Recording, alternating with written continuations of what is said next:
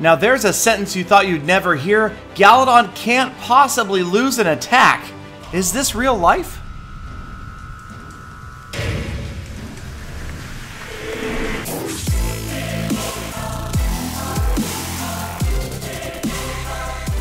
Greetings, fellow Clashers, and thank you so much for checking out Clash of Clans attacks, where, yes, never lose an attack. I can't lose an attack.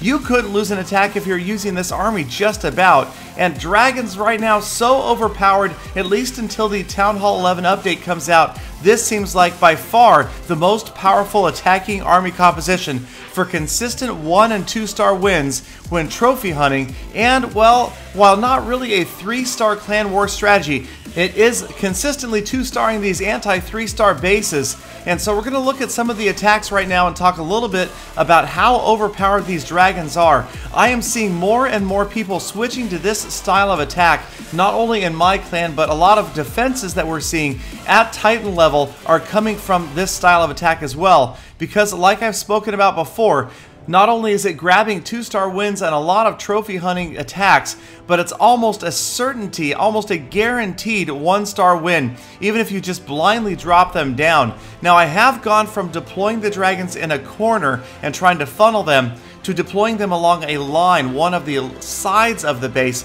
and allowing them to move in a big wave like you see here.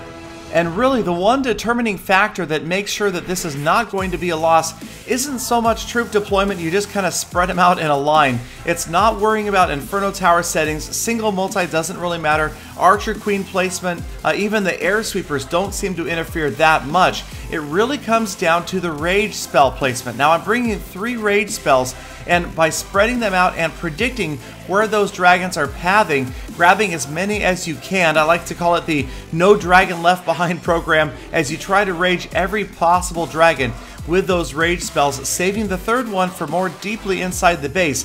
That really seems to guarantee that at least the 1st star for 50% damage every time, even with much lower level heroes. Now, of course, for farming, this would be a ridiculous army, as you're spending about 500,000 elixir every time you go out, and especially with the new Town Hall 11 update having a hero that is going to be upgraded using regular elixir. That resource is suddenly becoming much more valuable after the update. And so who knows, will people be willing to sacrifice? I think they will. Those top level trophy guys, I'm expecting to see fully maxed out bases the same day that the Town Hall 11 update comes. And of course you can watch my channel, because you know I'm going to have to do it for you guys, upgrading the hero, upgrading the Town Hall, any and everything that comes along with the Town Hall 11 update. And those players doing that aren't going to worry so much about what they're spending on elixir. They just care about winning attacks and winning trophies. And yes, again, these are war attacks against anti-3-star bases, so probably some of the easiest victims. But if you guys have been watching the Quest to 5,000 series, you know that this is the army that I'm using to trophy push. So using these mass dragons to push trophies is making things a little bit easier, and just getting in there, wiping out base after base after base, knowing that the 1-star is going to come almost unconsciously, and then the heroes, even if they weren't level 40, even if I had level 20 heroes, at worst they're going to need to run in and grab a few percentage points to clinch that single star. Will we see some greed kills raids? It could be, when people are going for that 2-star rather than just going for the safe 1-star, but we'll see how risky I get as I get higher in trophies. Certainly as things get closer to, say, 46, 4700, more unwilling to risk losing a battle. But also, like I've said, I have never lost. I have never failed a raid using this army that you're watching right here, in trophy hunting or in war. Now, as you know, I am more than willing to show gala fails when they happen, so should it happen in the future, I promise to share it. But let's go ahead and break down one of these attacks, starting out with 1 earthquake and 2 lightning spells. Now, I try to drop the earthquake a little bit away from the air defense, knowing that it will reach it, but also damage the other structures in the area, so it also damaged the air sweeper, the archer tower, and that expo. Ideally, I'd love to damage the town hall and an inferno tower, but again, it doesn't really matter. I send in the lava hound out of the clan castle 4 balloons, and they go in the general direction of the 2nd air defense, and then I just choose a line, one of those 2, either the bottom right or the top right sides of this base, to send the dragons in. I concentrate them maybe a little bit more towards the center of the side and allow them to move in. I've got kind of that Mickey Mouse shaped third rage spell going down as the dragons head in towards the center. Now, obviously, with the new defense being implemented, things are going to change, and you can bet that I have a video coming out very soon that is going to break down some of the most popular attacks and how I would expect them to change with this new Town Hall and the new defense coming out.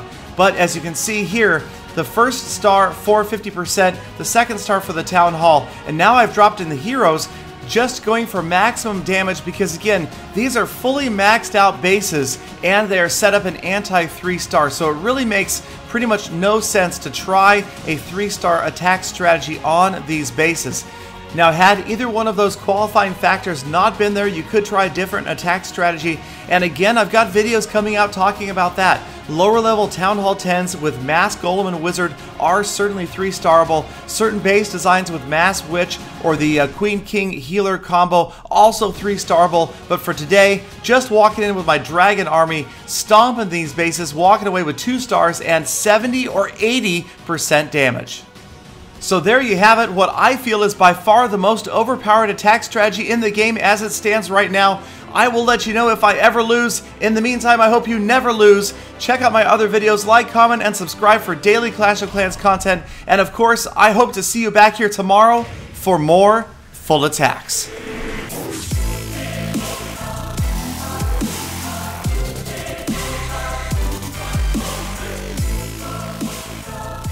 Galadon, how do you segregate your troops?